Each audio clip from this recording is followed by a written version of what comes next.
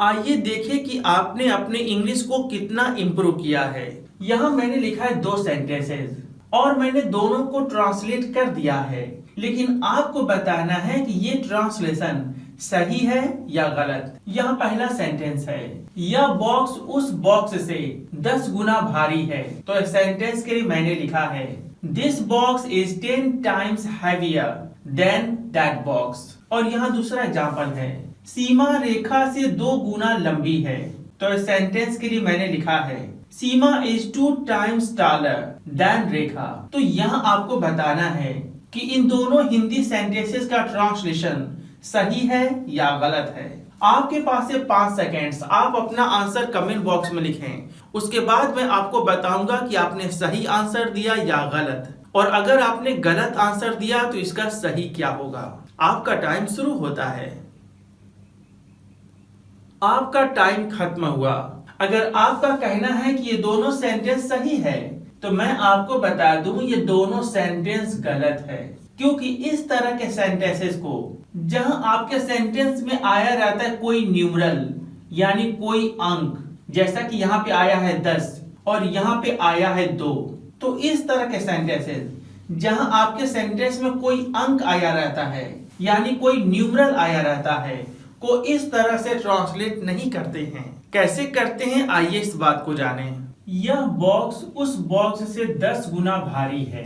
अगर आप इस सेंटेंस को ऐसे ट्रांसलेट करेंगे, this box is 10 times heavier than that box, तो आपका सेंटेंस गलत हो जाएगा, क्योंकि इस तरह के सेंटेंसेस जहां आपके सेंटेंस में आता है कोई न्यूमरल यानी कोई अंक, जैसे 1 2 3 4 5 6 7, तो इस तरह के सेंटेंसेस को ट्रांसलेट करने के लिए आप इस रूल का इस्तेमाल करेंगे। यानी सबसे पहले आप लिखेंगे सब्जेक्ट, फिर आप लिखेंगे वर्ब, उसके बाद आप लिखेंगे न्यूमरल यानी अंक। जैसा कि आप देख सकते हैं इस सेंटेंस में जो अंक है वो है 10, जबकि इस सेंटेंस में जो अंक है वो है 2।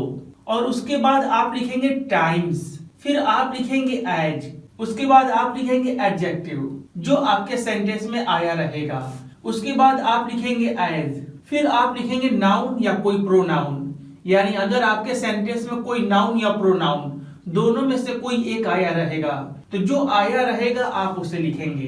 कैसे, आइए इस बात को एग्जांपल्स में समझें ताकि आप बात आसानी से समझ सकें। यह बॉक्स उस बॉक्स से 10 गुना भारी है।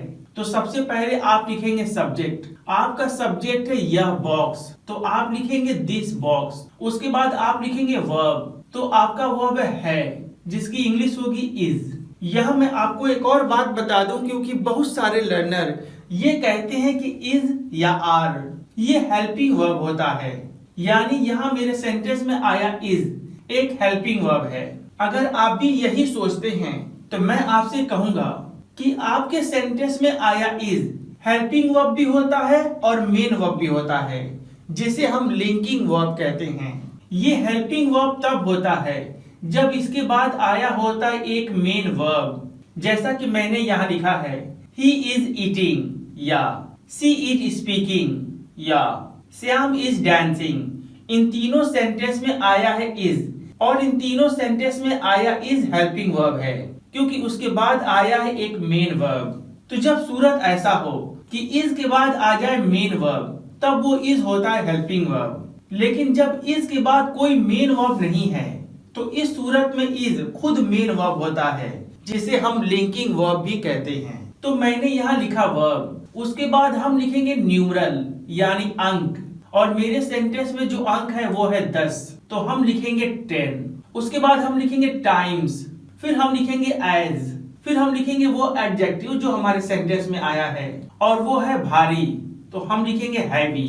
उसके बाद हम लिखेंगे एज, फिर हम लिखेंगे वो नाउन या प्रोनाउन जो आपके सेंटेंस में आया है, और यहाँ आपके सेंटेंस में आया है उस बॉक्स, तो आप लिखेंगे दैट बॉक्स। और इस तरीके से आपने इस सेंटेंस को ट्रांसलेट किया जो कि सही है।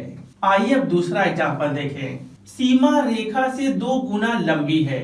अगर इस सेंटेंस के लिए आप ये कहेंगे, सीमा इज 2 times taller than रेखा, तो आपका सेंटेंस हो जाएगा गलत। आपको ये कहना चाहिए, Seema is 2 times as tall as Rekha, यानी सबसे पहले आपको लिखना चाहिए सब्जेक्ट, और आपका सब्जेक्ट है सीमा, तो आप लिखेंगे सीमा। उसके बाद आपको लिखना चाहिए वर्ब, तो इस सेंटेंस में जो वर्ब है वो है, आप लिखेंगे इज। उसके बाद आपको लिखना चाहिए न्यूमरल यानी अंक, और आपका अंक है 2, आप लिखेंगे 2। उसके बाद आपको लिखना पड़ेगा टाइम्स, तो आप लिखिए टाइम्स। उसके बाद आपको लिखना पड़ेगा एज, आप लिखें एज।